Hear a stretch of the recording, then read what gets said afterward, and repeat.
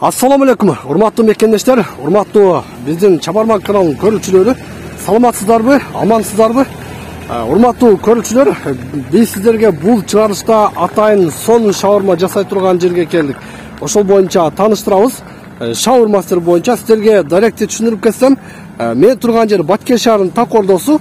Детигистер көрүп турган Баткен шаарынын центринде жайгашкан Эркиндик айланпасы.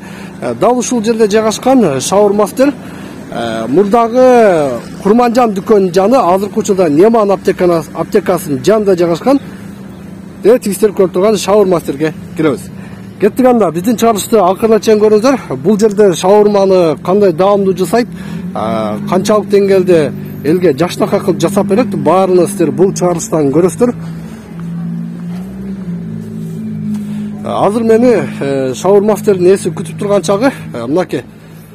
Шаурмастер 24/7 бул күн сайын иштейт, сутка иштейт. 24 саат иш алып барат экен. Баткен шаарындагы ар дайым ошо калк үчүн дайыма ушул жер ачык болот экен. Мынакей, урматтуу көрүүчүлөр, азыркы учурда келген коноктор тамактанып жаткан учуру. Ичин караңыздар, аябай кенен, жакшынакай, ремонту дагы сонун, таза, тыккан, жакшынакай болуп жасалыптыр.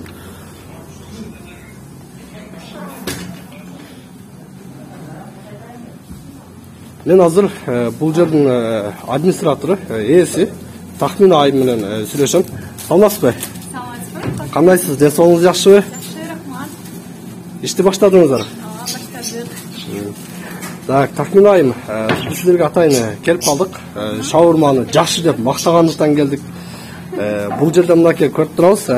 Көпчүлүк элдер обед учурунда келет экен. Азыр дагы мына урматтуу көрүүчүлөр обед учуру. Бул жер ремонту сонун экен, Жакында эле ошол 2-январдан баштап. 2-январдан баштап ошол 10-январга чейин 8 күн аралыгында биз ремонттоп, ошол кардарларга ошол тазалык үчүн, Баткен элим үчүн жаңы дем, жаңы күч менен иштеп баштадык. Жаңы жылдан сиздер жаңы ремонт кылдыңыздар 2-январда, Негизи айтып кетсеңиз, Тахмин айым, шаурмастер качан ачылды эле? Шаурмастер 2021-жылы 2-январда ачылды. Негизгиси эмне үчүн шаурмастер деп баштаган кени жолдошум дагы, мен дагы ушул шаурманын мастерлерибизди айтсам болот. Шаурманын мастерлери болгон үчүн атайын шаурмастер деп баштадык. Баштап биз шаурмист болуп төрөйбүз да. Башка кылыкты элестете албайбыз. Мынакей караңыздар, кандай сонун ат. Ошонун негизинде бул шаурмастер деп атадык. Шаурманын чыныгы мастерлер жасайт. Чыныгы мастерлердин колунан шаурма жесин деген негизде названияндагы шаурмастер деп койдук. Жакшы, мына Тахмин айым, мен азыр келгенде көрдүм. 24/7 деп. Сиздер күн сайын иштейсиздер, сутка менен, 24 саат 7 күн бою иштейбиз. Негизи бул жерде саат 4-төн 8ге чейин уборка болот. Күндө түнкү 4-төн таңкы 4-төн эртең менен 8ге чейинки 4 саат аралыгында сиздер санитардык жагынан уборкасына карайсыздар, Ошондой. 8ден баштап кадимкидей жумуш башталат.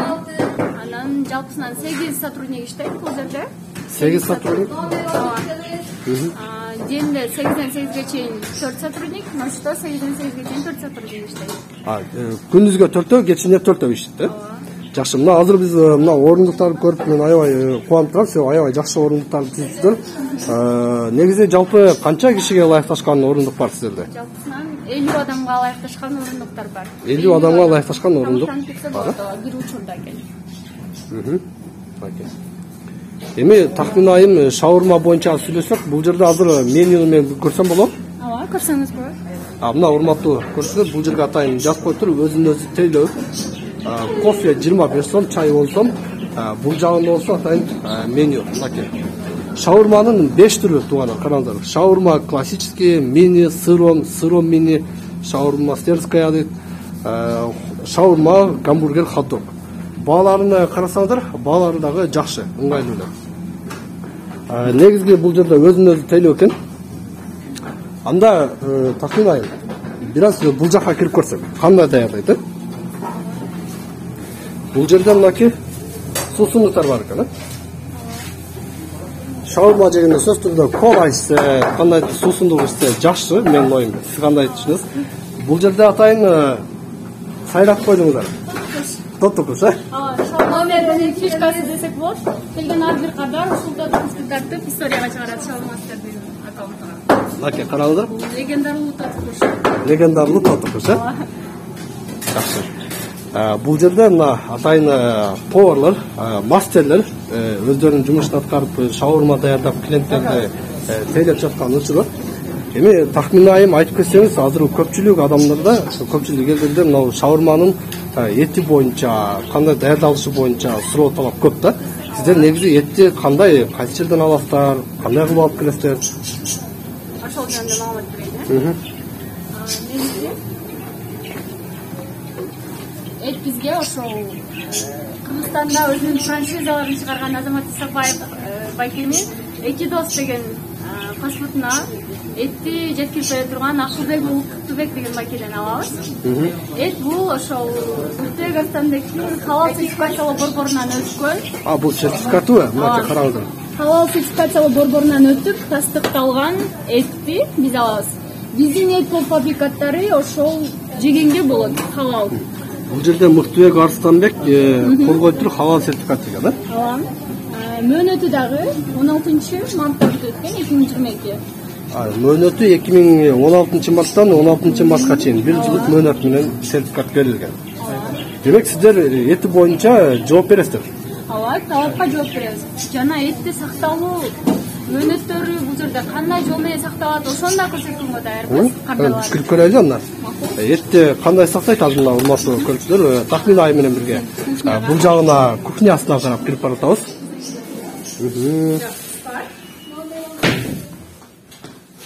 Бул жакта сиздер морозилкада сактап турбайсыздарбы эттерди? Биздин эт дайыма ушул бир морозилкада сакталат. Мен ошол Бул морозилкада только эт сакталат, Ооба, башка эч нерсе сакталбайт бул жерде. Өзүнүн ошол срок годности менен келет. Салымат срокталары турат бул жерде. 15 январга чейин сакталса болот экен. Бул 13 январда келиптир. Мөөнөт өткөндөн кийин алып туруп башкасын колдоносуздар, Ооба. Жакшы. Бул морозилкада эмнелер сакталат? Шаурманын лаваштары сакталат. Лаваштар, мына караңыздар, мөөнөттөр менен кийин лаваштар. Сон аябай тазалыкка жооп берет. Өтө сонун. Эми тахмин айым айтып кетсеңиз, шаурмага жанагы соустарды колдоносуздар да? Ооба. Соустар кандай жасайсыздар? Өзүңүздөр жасайсыздарбы, же ал боюнча да сертификаттар барбы? Соустарды фирмадан алабыз. Биздин майонез болсо, Нежный фирмасынын майонездери. Мына Нежный фирмасынын декларациясы дагы, сактоо мөөнөттөрү дагы, сертификаттары дагы бар. Бул дагы таза, кандай жол менен жасалган баардыгын көрүп, анан ушул Нежный майонезди тандаганбыз биз. Шалмастер ушул. Демек баарынын сертификаты бар, талапка сонун жооп берет, баары таза. Андан кийин кетчуптар дагы ошол атайын барып өзүбүз көрүп кандай жерде жасалат, даамын даамдап ошол декларациядан өткөнбү, сроктору качанга чейин көрүп андан кийин алабыз. Анча мынча майонез кетчуптарды шалмастер. Жакшы, эми тахмин айым менде дагы бир суроо пайда болду. Мен бул жерден азыр келебириз, көрүп турам. Шаурма жана хот-дог, гамбургерлер жасалат экен. Менюга дагы башка кошо турган пландарыңыз барбы? Мисалы үчүн башка тамактарды кандай? Жакында ошол ремонттон кийин пландаштырып жатабыз. Ошол пиццанын бардык түрлөрүн, крылышкилерди, анан бардык жаш балдар, баары сүттөгөн фрилерди жакын арада чыгарабыз. Саналуу күндөрдүн ичинде менюга жаңы тамактар кошулат. Саналуу күндөрдүн ичинде жаңы тамактар, кукси, жанагы крылышки, андан сырткары пиццалар жасайсыздар.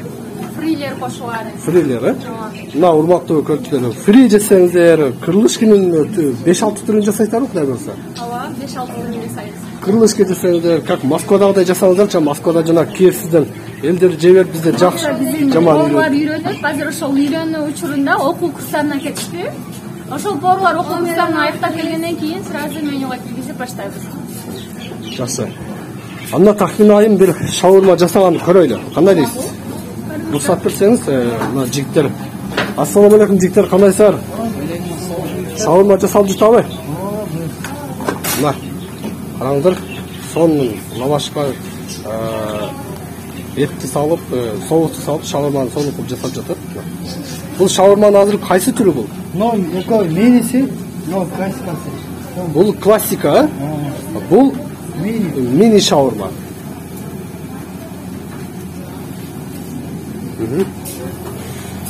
Бул жерде мынакей этти бул жактан атайын газ менен даярдалып экен. Бул жерде караңыздар.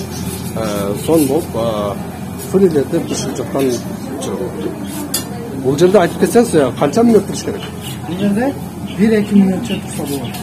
1-2 мүнөтчө турса уже шаурма даяр болот, да?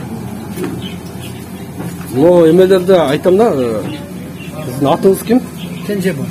Кенжебай мырза. Мына айтып кетсеңиз, мыналар күндө свежий болот, мына помидор, бадыраңы. Күндө свежий. Ушуп чыгып турат. Булар эртең туралат. Обедте дагы бир. Кечинде дагы бир. Анан ошто дагы өзү свежий туралып чыгат. Эртең менен обедте кечинде свежий туралып чыгып турат, да? Мына караңыздар, баары свежий. Сон тахминайым, анда биз дагы бир шаурма жейли. Как раз обед болуп калыптыр, бир шаурма берсеңиздер. Азыр шаурманы жеп көрөбүз. Жакшынакай местага отуруп жасалганын көрдүңүздөр. Аябай сон мага жакты, урматтуу көрүүчүлөр. Бүт баары талапка жооп берет. Эттеринин сакталган жери, андан сырткары эң негизгиси баарынын этинин дагы, соусунун дагы, кетчуптун дагы сертификаттары бар экен. Мен ушул местада отурайын анда. Мына месталар дагы сон.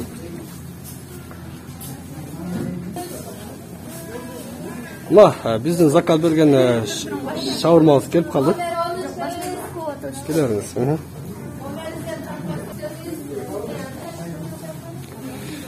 Мына бул азыр тахминайым шаурманын кайсы түрүн алып келдиңиз? Шаурма мини сырым. Мини сыром, Шаурма мини сыром, ошондо мини сыром 130 сом болот экен акчасы. Мына караңыздар. Жакшы, анда тахминайым биз тамактанайлы. Кош келипсиздер. Баардыгыңыздарды дал ушундай таттуу шаурмалар менен түшкү тамактанып көрүшүңүздөрдү чакырып кетебиз. Шаурма сиздер үчүн 24 саат күн бою кызматта. Рахмат сизге. Урматтуу көрүүчүлөр, экрандагы телефон аркылуу байланышып, дагы арыз сунуштар болсо кайрылсаңыздар болот. Instagram баракчасына биз экрандагы жазуулар аркылуу сиз Instagram баракчасына кирсеңиз болот. Анда биз урматтуу көрүүчүлөр мынакей шаурманы тамактанайлы. Азыр биз даамын көрөлү.